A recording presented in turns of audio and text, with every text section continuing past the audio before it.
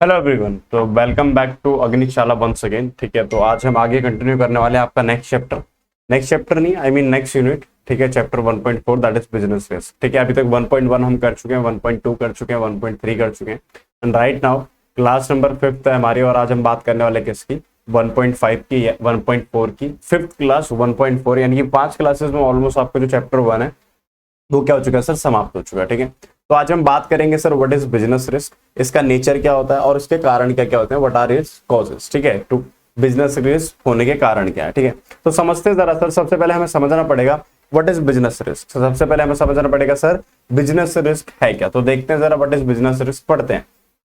क्या था sir? Agnieszala.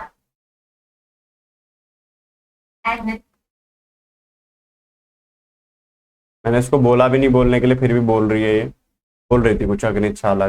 ठीक है, ठीक है, चलिए सर समझते हैं जरा। अभी हम पहले समझेंगे व्हाट इज बिजनेस रिस्क। तो देखते हैं जरा बिजनेस रिस्क का मतलब क्या है। कहता sir business risk it refers to the possibility of inadequate profit और even losses in the business because of uncertainty. Simply बोलो तो पॉसिबिलिटी है किस चीज की, इनएडिक्वेट प्रॉफिट और लॉसेस की। ठीक है, क्यों? Just because of uncertainty. Sir future क्या है, अनसर्टेन है, फ्यूचर फिक्स नहीं है, जैसा हम सोचते हैं वैसी चीजें नहीं होती हैं। तो अनसर्टेनिटी की वजह से जो भी मेरे को प्रॉफिट और लॉसेस हो सकते हैं उसको हम बेसिकली क्या बोलते हैं आपका सर, बिजनेस रिस्क। बेटा ध्यान रखना, पॉसिबिलिटी ऑफ प्रॉफिट तो कम ही है, पॉसिबिलिटी ऑफ लॉसेस ज्यादा होते हैं किसके अंदर, बिजनेस रिस्क के अंदर। हाँ या ना? तो बिजनेस रिस्क क्या है सर, फ्यूचर अनसर्टेन होने की वजह से जो भी इनएडिक्वेसी बनती है किसकी, प्रॉफिट और लॉसेस की, उसको मैं क्या बोल देता हूं सर, बिजनेस रिस्क। या सिंपल शब्दों में बोलूं, फ्यूचर में भविष्य में होने वाले जो भी इवेंट है जिनकी वजह से मेरा प्रॉफिट है तो बहुत ज्यादा बढ़ सकता है या मुझे नुकसान हो सकता है, तो उनको क्या बोलता हूं मैं सर, आपका business risk. For example Covid आया सर, कोविड से पहले सारे जो टीचर थे वो पढ़ाया करते थे अपने कोचिंग सेंटर में, सबका अपना कोचिंग सेंटर हुआ करता था। सर जैसे ही कोविड आया, कोविड ने क्या करा, कोचिंग सेंटर के लिए क्या क्रिएट कर दिया, एक बिजनेस रिस्क, भारी लॉसेस हुए। बट वही जो टाइम से यूट्यूब वगैरह पे पहुंच गया, जो टाइम से जिसने टेक्नोलॉजी को अडॉप्ट कर लिया, वो क्या कमा रहा है सर, प्रॉफिट्स कमा रहा है। समझ गए? तो बिजनेस रिस्क जब भी आता है it may cause you profit और it may cause you loss as well. जरूरी नहीं है कि रिस्क की वजह से हमेशा आपको लॉस ही हो, है ना? देखो मैंने आपको बताया कि कोविड जैसे जैसे वक्त बदलेगा, वक्त के साथ साथ अगर आप खुद को अडॉप्ट कर लोगे तो बिजनेस रिस्क आपको क्या देगा सर, प्रॉफिट। नहीं अडॉप्ट करोगे तो भैया ऑब्वियस सी बात है, इट विल कॉज यू क्या, लॉस। यस और नो? जी सर, क्लियर है। आगे देखते हैं नेचर क्या है इसका। कहता है सर नेचर बोले तो फीचर्स की बात कर रहे हैं बेसिकली। पहला बोलता है it is a result of uncertainties. ठीक है सर, रिजल्ट ऑफ अनसर्टेनिटी का मतलब क्या है, सीधी सी बात है, कोई चीज अगर सर्टेन होती, क्लियर होता कि ऐसा ऐसा होना है, तो रिस्क क्रिएट ही नहीं होगा। ठीक है सर, अनसर्टेन, क्लियर नहीं है कि क्या होगा क्या नहीं होगा। ठीक है, अनसर्टेन है ये सर, दैट इज वाई भैया ये क्या है, risk of, result of uncertainty. It ठीक है, अभी ये अनसर्टेनिटी कौन कौन सी हो सकती है अभी हम पढ़ेंगे आगे। कहता है sir risk is essential part of every business. ध्यान रखना, रिस्क है तो इश्क है, सुना होगा आप लोगों ने। ठीक है, ऐसे मूवी का ये डायलॉग है, रिस्क है तो इश्क है। ध्यान रखना भैया, बिजनेस करने वाला सबसे पहले क्या लेता है सर, रिस्क। जितना ज्यादा रिस्क होगा ऑब्वियस सी बात है उतना ही ज्यादा मेरे पास क्या आएगा सर, रिवॉर्ड भी आएगा। हाँ बोलो या नहीं?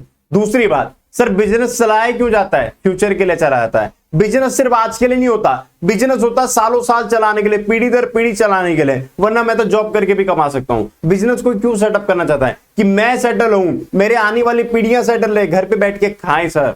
तो भैया it is all about future, और फ्यूचर क्या सर हमारा, अनसर्टेन है। तो भैया जब फ्यूचर अनसर्टेन है तो ऑब्वियस सी बात है this is an essential part of every business. Yes और नो? आगे सर कहता है degree of risk varies with the size of business. भैया सीधी सी बात है, जिसका जितना बड़ा बिजनेस होगा उसके लिए रिस्क क्या होगा, उतना ज्यादा, क्योंकि उसको उतना ज्यादा क्या चाहिए होगा सर, कैपिटल होगा। उतना ज्यादा कैपिटल, जितना ज्यादा कैपिटल सर उतना ज्यादा क्या होगा, रिस्क होगा। जितना छोटा बिजनेस उतना छोटा कैपिटल, भैया उतना छोटा क्या होगा, रिस्क होगा। यस और नो? तो साइज के ऊपर डिपेंड करता है। Next one, profit is the consideration of risk taking. भैया रिस्क ले ही क्यों रहे हैं हम, मत लो ना रिस्क, नौकरी कर लो, क्यों? रिस्क लेंगे तो प्रॉफिट होगा सर, रिस्क है तो इश्क है, सीधी सी बात है। Risk depends on the nature of business. भैया आपके बिजनेस ऑफ नेचर पे डिपेंड करेगा। वही बात, बड़ा बिजनेस बड़ा रिस्क, छोटा बिजनेस छोटा रिस्क। ट्रेडिंग में हो अलग तरीके का रिस्क होगा, सर्विसेज में रहोगे अलग तरीके का रिस्क होगा, मैन्युफैक्चरिंग में होगे अलग तरीके का रिस्क होगा। तो nature of risk depends on the nature of your business. Yes और नो? बोलिए सर। जी सर हमको क्लियर है।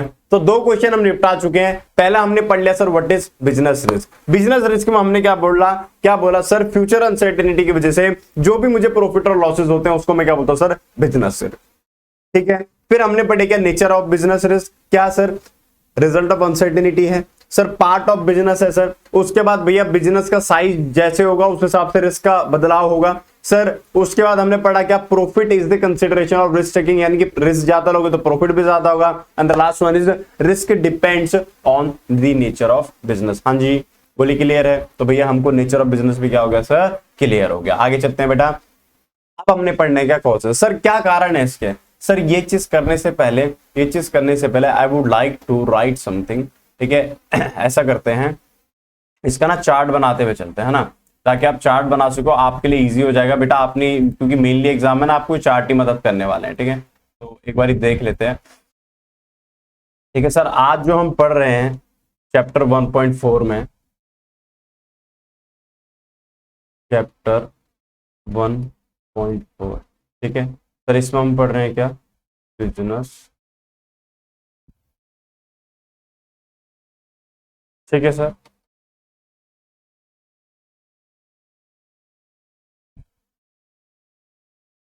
सर इसमें हमने क्या क्या पढ़ा है देखते हुए चलेंगे, क्योंकि भैया सब कुछ जो आपको अगर याद करना ना कुछ भी, तो भैया ये फ्लो चार्ट करवाएगा आपको याद। ठीक है, इसको फ्लो चार्ट बोलते हैं जो मैं हर चैप्टर में आपसे बनवा रहा हूँ। ठीक है, ऐसे आप फ्लो चार्ट बनाते हुए जाओ, पूरा चैप्टर समाप्त हो जाएगा। सर सबसे पहले हमने पढ़ी इसकी डेफिनेशन सर, फिर हमने पढ़े इसके क्या, नेचर पढ़ा, और सर लास्ट में पढ़ने वाले इसका क्या, कॉजेस।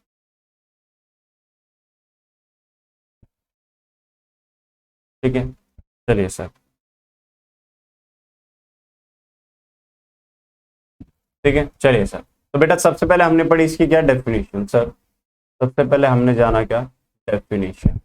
डेफिनेशन के अंदर हमने क्या पढ़ा सर, जो फ्यूचर में अनसर्टेनिटीज हैं, फ्यूचर में क्या सर, अनसर्टेनिटीज हैं, उसकी वजह से जो बिजनेस को प्रॉफिट या लॉस होता है, प्रॉफिट या लॉस होता है, उसको हम बेसिकली क्या बोलते हैं सर, आपका बिजनेस रिस्क सर। फिर उसके बाद हमने पढ़ा क्या, nature of business risk sir. हमने नेचर में क्या क्या जाना देखते हैं जरा सर। नेचर में हमने पहला पॉइंट पढ़ा क्या भैया, it is a result of uncertainties, result of uncertainties,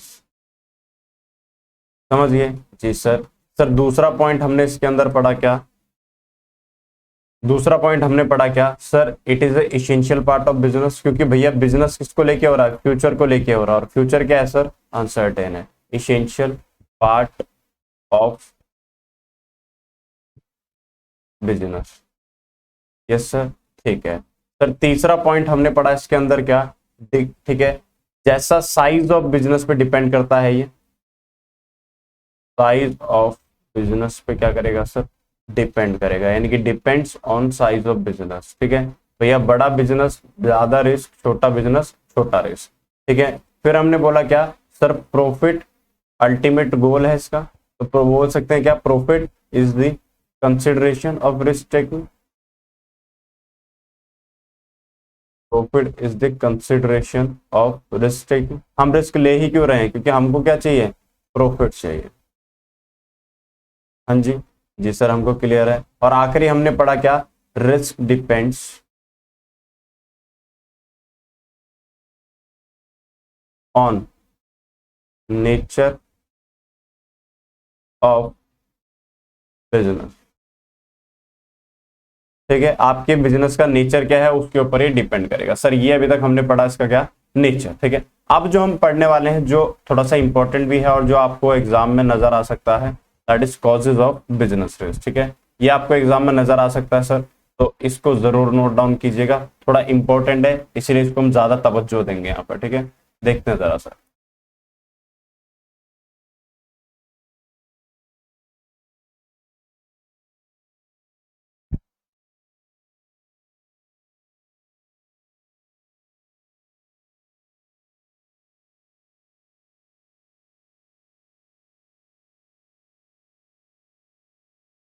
देखिए इसकी कैटेगरीज आने वाली है बहुत सारी, तो इसलिए ये मेरे को थोड़ा ऐसे लंबा सा बनाना पड़ रहा है। ठीक है, चलिए सर, तो अब हम पढ़ने के लिए जा रहे हैं क्या, इसके कॉजेस। चलिए सर देखते हैं जरा कॉजेस, यानी कि कारण क्या है सर इसके। कहते हैं सर कॉजेस जो कैसे कैसे हो सकते हैं, एक तो हो सकता है नेचुरल, जो नेचर करेगा, ठीक है।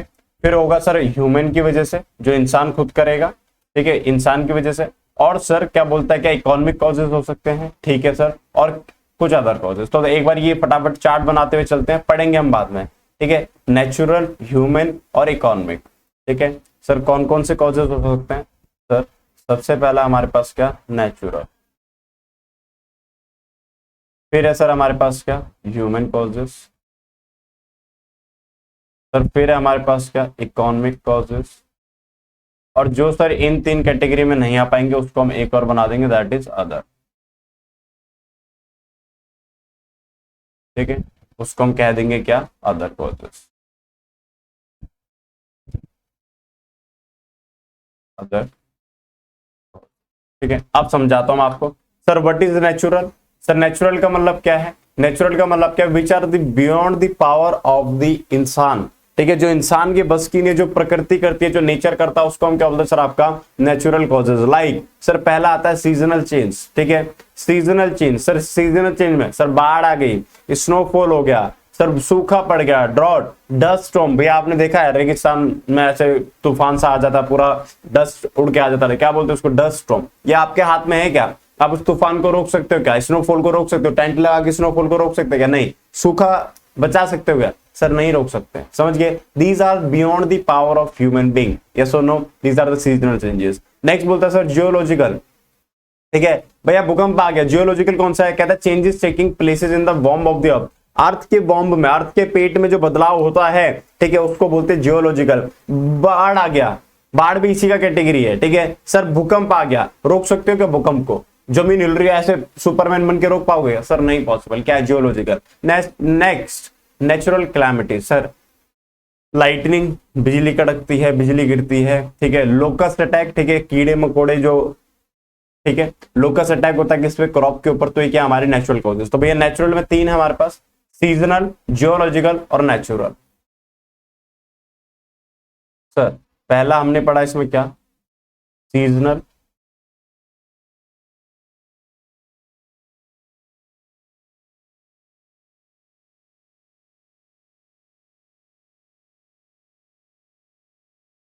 फिर हमने पढ़ा क्या, जियोलॉजिकल, सीजनल, स्नोफॉल आ गया, ठीक है, जियोलॉजिकल, भूकंप आ गया, नेचुरल, लोकस अटैक हो गया,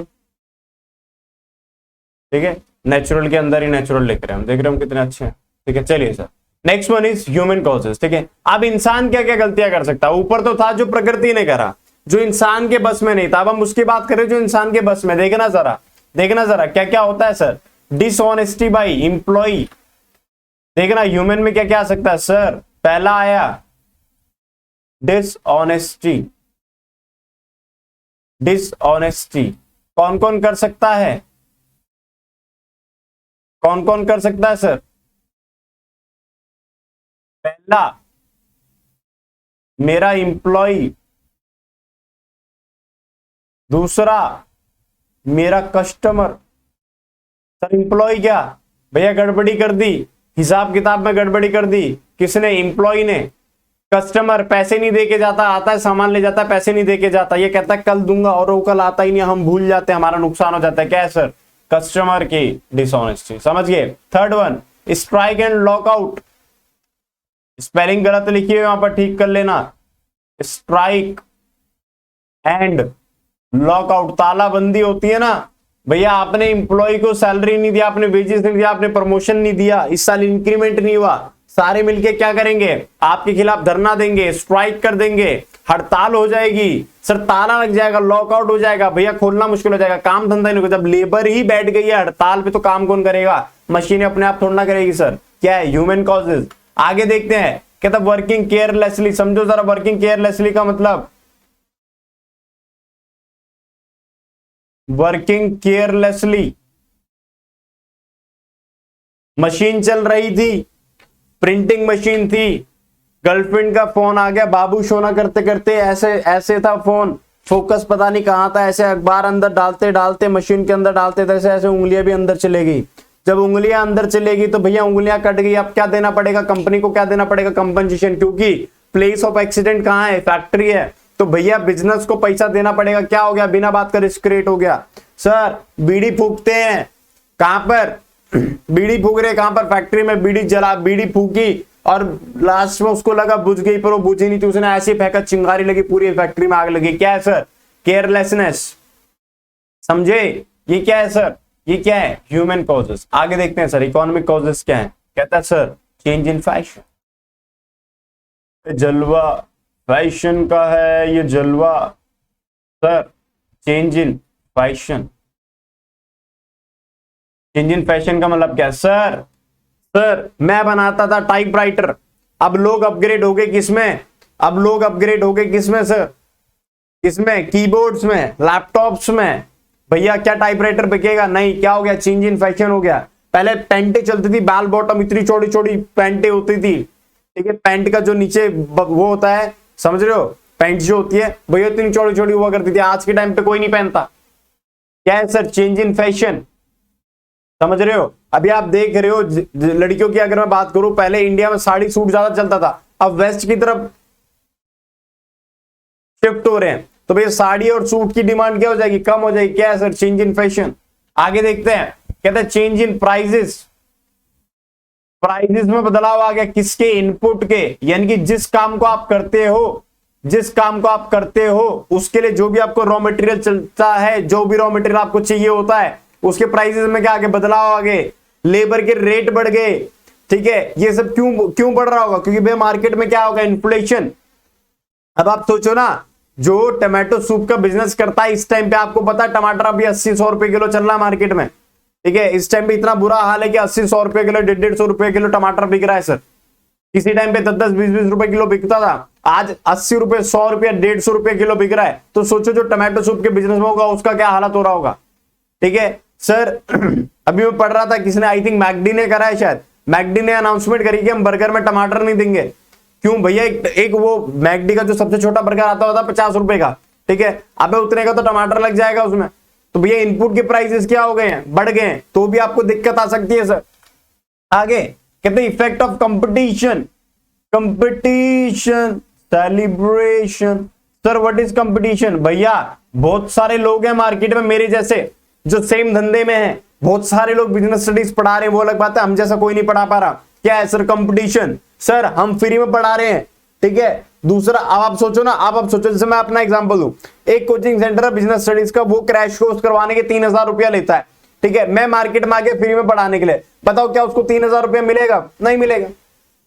क्या कंपटीशन है, समझ गए। या फॉर एग्जांपल मैं किसी प्रोडक्ट को 3000 रुपए का बेच रहा था, मार्केट में दूसरा बंदा सेम प्रोडक्ट 2000 रुपए का लेके आ गया, क्या मेरा प्रोडक्ट बिकेगा, सर नहीं बिकेगा। या तो आपको एक्स्ट्रा सर्विसेज देनी पड़ेगी, या तो आपको प्राइस उसके बराबर लाना पड़ेगा। क्या है सर, कंपटीशन, हाँ या ना सर। फैसिलिटीज टू कस्टमर,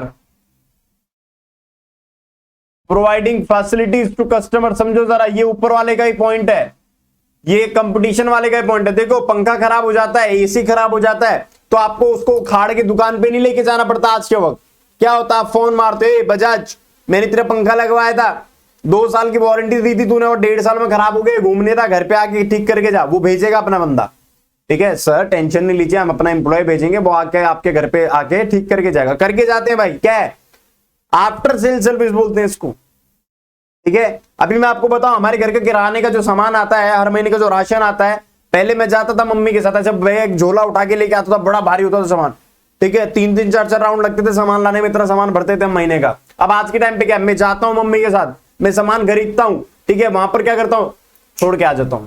है सर, पैसा देके छोड़ के आ जाता, हाँ छोड़ के आ जाता हूं मैं, क्यों, वो होम डिलीवरी देता है भाई। अब एक बारी में 15-20 हजार रुपए का सामान भरवाया है, तो भाई 1-2 किलोमीटर का क्या वो होम डिलीवरी नहीं दे सकता, देता है। क्या है, आफ्टर सेल सर्विस। पहले नहीं हुआ करता था, होम डिलीवरी नहीं हुआ करता था, फ्री में दे रहा है, समझ गए। मैं आपको बताऊं, वाईफाई, पहले अपन लोगों को वाईफाई लगवाना होता था ना, तो मेरे यहाँ क्या होता था कि इंस्टॉलेशन चार्जेस अलग लगता था, ठीक है, फॉर एग्जांपल 500 रुपए इंस्टॉलेशन चार्जेस लेगा।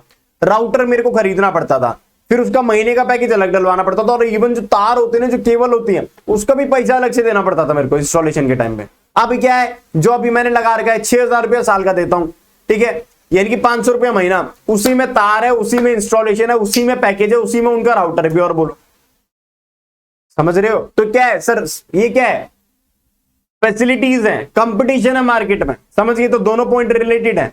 अदर कॉजेज देखते हैं सर, अदर कॉजेज कहता है सर नेचुरल कॉजेज, ये तो ऑलरेडी पढ़ लिया है। टेक्निकल कॉजेज, भाई टेक्निकल कॉजेज का मतलब क्या भाई, कोई मशीनरी थी, आप बना रहे थे, काम कर रहे थे, वो मशीनरी में दिक्कत आ गई, टेक्निकल कॉजेज है। मैं क्लास ले रहा था, क्लास लेते लेते मॉनिटर फूक गया, क्या है, टेक्निकल कॉज है सर, मैं थोड़ा कुछ कर सकता हूं, मेरी थोड़ा गलती है, ऑटोमेटिक हुआ है सर, ठीक है। मैकेनिकल कॉजेज सेम, यही चीज मैकेनिक्स वाली, टेक्निकल और मैकेनिकल ऑलमोस्ट सेम है, समझ गए भाई? कोई चीजें होती है मैकेनिकली चलती है भैया, फॉर एग्जांपल आपका बाइक है, स्कूटी है, कार है, ये क्या मैकेनिकल थिंग्स है, इन पे किसी का जोर नहीं है, ना नेचर का जोर है ना इंसान का जोर है, ये कभी भी कहीं भी आपको धोखा दे सकती है। क्या है मैकेनिकल। मैनेजरियल, मैं मैनेजर बना एक जगह का, बट मेरे को उस चीज का ज्ञान ही नहीं है जिस चीज का मैं मैनेजर बना, समझ रहे हो सर? मैं फॉर एग्जांपल मैंने कोचिंग पढ़ाया 10 साल कोचिंग पढ़ाने के बाद मैं 11वें साल में एक जगह गया जॉब पे, और मैं वहां पर जॉब पे गया, मैं गया एचआर हेड बन के, ठीक है, ह्यूमन रिसोर्स का हेड बन के गया मैं। मेरे को एचआर से रिलेटेड काम ही नहीं आता रे, तो हो सकता है कि अच्छा कैंडिडेट को मैं रिजेक्ट कर दूं और जो गंदा कैंडिडेट है उसको सेलेक्ट कर दूं, क्यों? क्योंकि मेरे को उससे रिलेटेड एक्सपीरियंस ही नहीं है। तो मैनेजर की वजह से किसको नुकसान होगा? ऑर्गेनाइजेशन को नुकसान होगा। तो क्या है सर, मैनेजर लॉस आया ना, बोल बच्चे, क्लियर है, हो गया सर, चैप्टर खत्म, इतना ही है। बिजनेस स्टडीज में आपको कह रहा हूं डेली मेरे साथ एक यूनिट करते जाओ, आपका बिजनेस स्टडीज यहीं से खत्म हो जाएगा, यहीं से। आज की क्लास में कोई डाउट है क्या आपको? कोई लग रहा है कि कोई डाउट है? देखो जरा क्या बातें पढ़ी, 3 बातें पढ़ी आज हमने। क्या पढ़ा? पहले हमने पढ़ा sir what is business risk. Business risk का मतलब क्या है सर? सिंपली फ्यूचर के अनसर्टेनिटीज की वजह से जो इनएडिकेट प्रॉफिट और लॉस हो सकता है, उसको मैं क्या बोलता है? Business risk. अब आधे बच्चे कह रहे हैं मैं स्पीड में देखूंगा वीडियो, अब मैं ऑलरेडी इतना स्पीड में बोल रहा हूं, कितना स्पीड में देखेगा? उल्टा तुम्हें स्लो करके देखनी पड़ती होगी ये वीडियो, 0.5 या 0.75 पे। मैं बोलता बहुत तेज हूं, फटाफट बोलता हूं, फटाफट ऐसे, ठीक है, ऐसे भी नहीं बोलता, मतलब तेज बोलता हूं मैं, ठीक है, इतना स्लो नहीं बोला जाता मेरे से, मैं ऐसे बोलता हूं फटाफट। क्या है नेचर में, क्या है, पहला है रिजल्ट ऑफ अनसर्टेनिटीज, समझ गए, ऐसे थोड़ा फटाफट से, ठीक है। तो नेचर में क्या पढ़ा सर? अनसर्टेन है, उसका रिजल्ट है ये sir. Essential part of the business है, डिपेंड करेगा on the size of the business और नेचर ऑफ द बिजनेस, और सर प्रॉफिट क्या होगा, इसका अल्टीमेट कंसिडरेशन होगा। कॉजेस 4 तरीके के पढ़े हमने, क्या सर? नेचुरल, ह्यूमन, इकोनॉमिक और अदर वाले को मैं छोड़ रहा हूं, ठीक है। नेचुरल में क्या था sir? Seasonal, geological, natural. Human में dishonesty by customer, dishonesty by employ, strike and lockout और वर्किंग केयरलेसली, बीडी भी है, बीडी फैक्ट्री में। इकोनॉमिक में क्या था सर? चेंज इन फैशन, ठीक है, प्राइसेस, इनपुट के प्राइसेस चेंज हो, कंपटीशन बढ़ गया, फैसिलिटीज प्रोवाइड करनी पड़ेगी किसको? कस्टमर को। बोल रहा था बोल संगम होगा कि नहीं? हो गया है क्या? बोल इसी बात पे बोल भारत माता की जय। भारत माता की जय। चलिए सर, तो आज की क्लास हमारी यहीं पर समाप्त होती है। इसके बाद मिलेंगे आपसे अगली क्लास में, यानी कि नए चैप्टर के साथ। कौन सा चैप्टर होगा क्यों बताऊं? आपका कोर्स खत्म होगा, मैंने गारंटी दी है। मैंने ये थोड़ा ना बोला कि मैं कोर्स बताता चलूंगा कैसे करना है कैसे नहीं करना। जब स्टार्ट होगा पता चल जाएगा कौन से चैप्टर स्टार्ट करेंगे, ठीक है। चलिए सर, तो आपसे मिलते हैं नेक्स्ट क्लास में। होपफुली इस चैप्टर को खत्म कर लीजिएगा। किसी को भी ये नोट्स चाहिए हो तो यू कैन कमेंट, और कमेंट नहीं तो नीचे मैं लिंक दे दूंगा, you can join on WhatsApp, और वहां पर आप ये डिटेल मांग सकते हो कि भैया हमको नोट्स चाहिए, ये हमको नोट्स दे दो, ठीक है। प्रैक्टिस बुक भी है हमारे पास और ये नोट बुक भी है हमारे पास, ठीक है। You can ask for this, बिल्कुल फ्री है, हम आपको पीडीएफ सेंड कर देंगे, ठीक है। किसी को प्रिंट आउट चाहिए वो भी मिल जाएंगे। प्रिंट आउट की एक सर्टेन कॉस्ट है, लाइक आपको अगर बुक चाहिए पूरी की पूरी तो आपको बुक भी आपके घर पे डिलीवर हो जाएगी, ठीक है। उसके लिए आपको सर्टेन चार्जेस पे करने पड़ेंगे, जो हमको प्रिंट आउट का कॉस्ट आएगा, डिलीवरी का कॉस्ट आएगा, उसके सिवा हम कुछ भी नहीं लेते हैं, ठीक है। तो अगर आपको चाहिए तो you can ask us, otherwise हम आपको सॉफ्ट कॉपी भेज देंगे, सॉफ्ट कॉपी का आप प्रिंट आउट निकलवा सकते हैं, ठीक है सर। चलिए तो मिलते हैं आपसे अगली क्लास में, तब तक के लिए टाटा, सी यू, बाय बाय, खुदा हाफिज।